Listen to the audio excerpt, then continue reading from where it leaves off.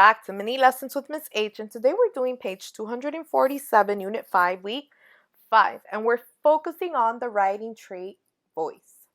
So first we're going to read the draft model, then we're going to use the questions that follow the draft to help you think about how to make the writing more informal. Informal, okay? So that's something new to us, all right? Informal writing is colloquial writing. In other words, it is similar to a spoken conversation. Informal writing may include slang, figures of speech, broken syntax, asides, and so on. Informal writing takes a personal tone as if you were speaking directly to your audience or the reader. In other words, as if you were writing this letter to a friend or this draft model to a friend. Right now it's very proper, it's very formal. In other words, it has been written for anyone to read. But how can you make this informal or personalize it, right? That's what we're going to focus on today. And what are we going to use to do that? Voice. All right? So, voice is the personality of your writing. Your writing should sound like it's you. Use words or phrases that you say often and are on topic. No one wants to read a boring essay. Keep your audience in mind. Ask yourself, how can I keep the reader interested in my writing? Use your unique perspective or how you see the world to engage your audience or to keep your audience wanting to read your story all the way to the end. Okay, so that's what we're going to do in this assignment.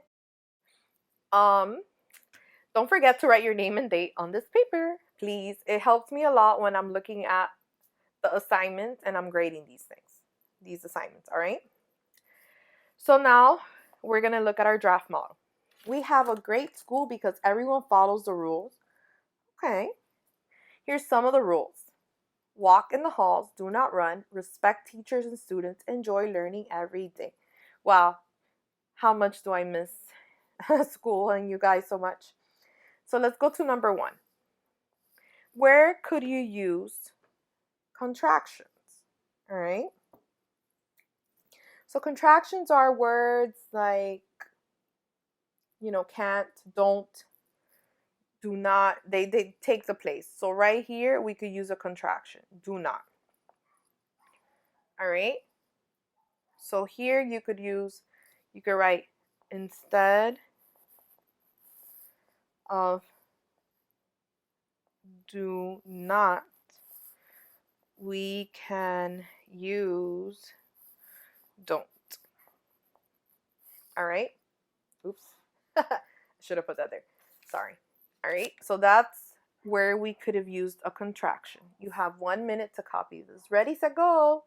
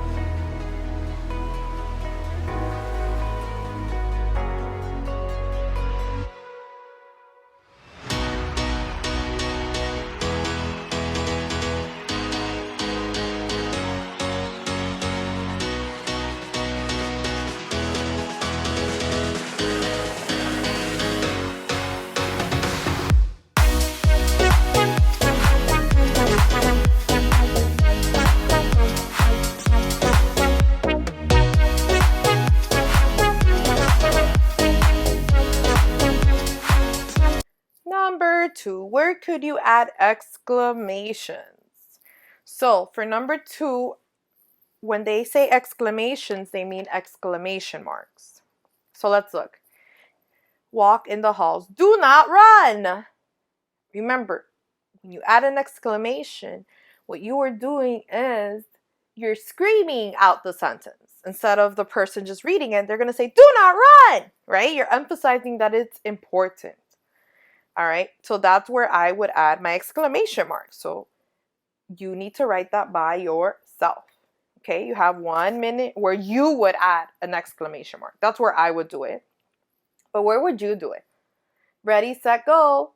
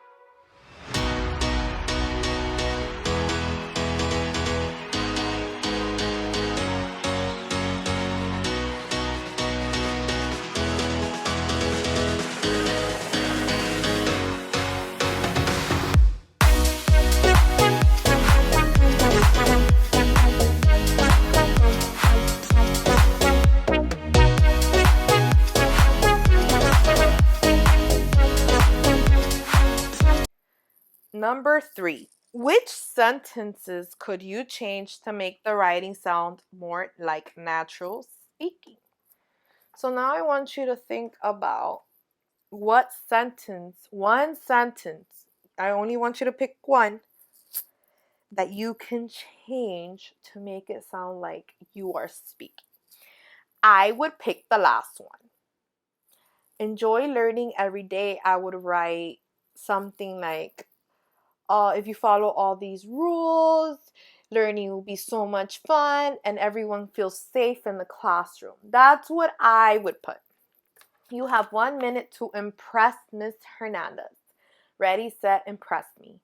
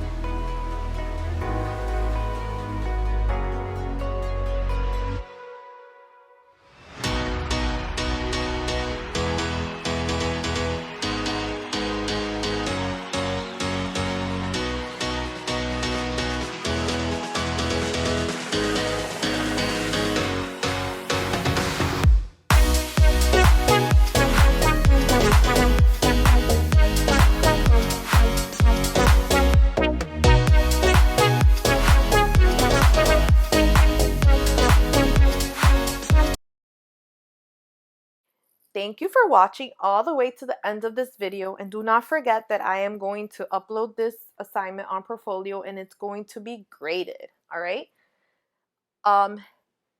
See you next time. Bye.